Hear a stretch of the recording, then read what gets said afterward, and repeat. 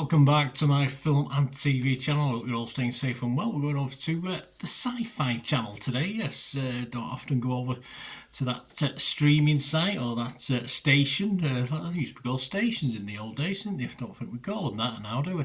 We've got something called Revival. I'm doing a So Far So because there's been 10 episodes of this, or there will be 10 episodes of this. We've only seen 4 so far. The 4th one aired on the 3rd of July, so I'm doing this recording on the 6th of July 2025. So I'll tell you how it's going so far. Interesting mix, the first 4 episodes, that's for sure. About 45 minutes per episode, some a little bit less, some a little bit more. This first aired on the 12th of June and will end on the 14th of August. The glorious 14th, well, something like that anyway. Supernatural horror noir television series based on the American comic book series of the same name by Tim Seeley and Mike Norton. So if you've watched that, you might know a little bit more about this. Created by Aaron B. Kuntz. I do like the writer Kuntz, not that one. And Luke Boyce. The series premiered on June the 12th on Sci-Fi in the United States and CTV Sci-Fi channel in Canada. Check out your territories, guys, wherever you are, to see where you can watch it. The main stars in this, the 4 main characters, lots of new characters being added every episode or taking more of a central part in this one. Melanie Scrofano, Romy Weltman, David James Elliott and Andy McQueen are the 4 main protagonists. As I said, plenty more. And it's about a small rural Wisconsin town, and the sudden resurrection of the recently deceased becomes known as Revival Day. Yeah, the newly revived maintain their appearance, memories and personalities from their previous lives, while the town's residents grapple with the miraculous event. Yes, local police officer Dana Cypress investigates a murder mystery where everyone, including both the living and the undead, are suspects. Of course they are. It's an okay scenario. It's been done before, but as the way the story's progressing is a little bit perhaps different to what we've seen before. And at least it doesn't waste too much time getting down to the nitty-gritty as a darker side is sort of revealed early doors in this. The actors are very, very good. The lead character in this is immediately watchable. Melanie Scrofano, of course, in the lead as the police detective in this, although things aren't going too well for her by episode 4. But yeah, I'd watch this just for, I think she's getting a lot of credit from various sources, and I will echo that as well. I think she does a good job in this, and certainly want to see a little bit more of her in other things as well. I mean, by episode 2, I thought the action and the story began to meander just a little bit, and I found myself beginning to lose just a slight bit of interest. Carly Lane from Collider scored this 70 out of 100. She said, while some of its side plots are less compelling, the main mystery, which gradually spools out to cover more of this small town and its eclectic characters, is packed with plenty of intriguing twists and turns to keep viewers hooked.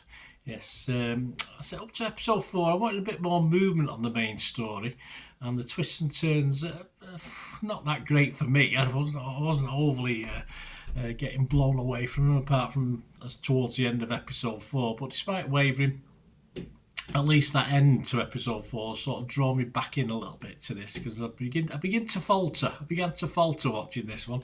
Angie Han from The Hollywood Reporter also scored its 70 out of 100. She said, Revival might not have sufficient bite to leave a mark, but simply a fun mystery to escape into, familiar enough to be comforting, but fresh enough to feel unpredictable. It does what it has to do. Yeah, I'd agree with that. I say it's not groundbreaking in any way whatsoever, but there's enough characters to get thrown at you to have some sort of interest in them.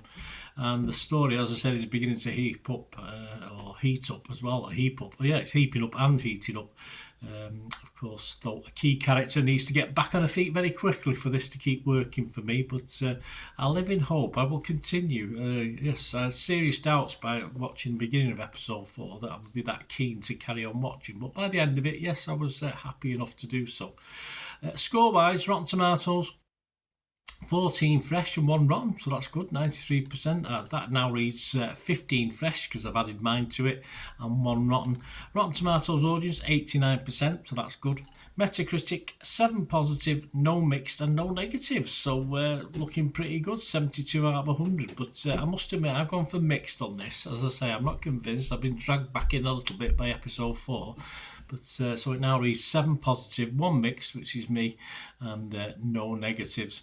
Internet Movie Database, though, a good confidence score on there. It's getting a 7.1 with just over 2,300 scores and reviews, so that looks good. I think this, based on the first 4 episodes, deserves at least a 6, and that's what I'm going to give it. I'm going to give it a 6.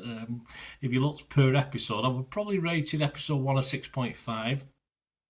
Episode 2 perhaps a 5.5. I think it dropped a little bit. Episode 3 a 5, but then I've gone up again to 6.5 as far as episode 4. So a bit downy, but hopefully we'll get there, and I will be tuning into episode 5 onwards as soon as I get the chance next week. I think it's the 10th of July the next one airs, so I will be doing that. But overall, a 6 out of 10 for me. So there you go, guys. I hope you enjoy this little summing up, and I hope you enjoy the way I try and do it. I give other people's opinions as well, and then give you my critique on them, or that's how I do it. If you like how I do it and you want to push those buttons for subscriptions if you've not already done so and like this, that's wonderful. And of course, if you want to help support the channel going forward, I'm always open to that as well. And all I ever ask is you keep watching and listening. To help me out, guys, if you watch the ads, if the ads on this YouTube ads, that helps in a very little way, but it all helps. It all, watch the pennies and pounds look after themselves, they say, don't they? Or the pennies or the 10p's look after themselves. But if you watch the ads or follow the links on the ads as well, that's always a nice way to support the channel. If you sort of hang on for it, I've done that. I watched other people's and followed the ads, just something I fancied, which does happen from time to time.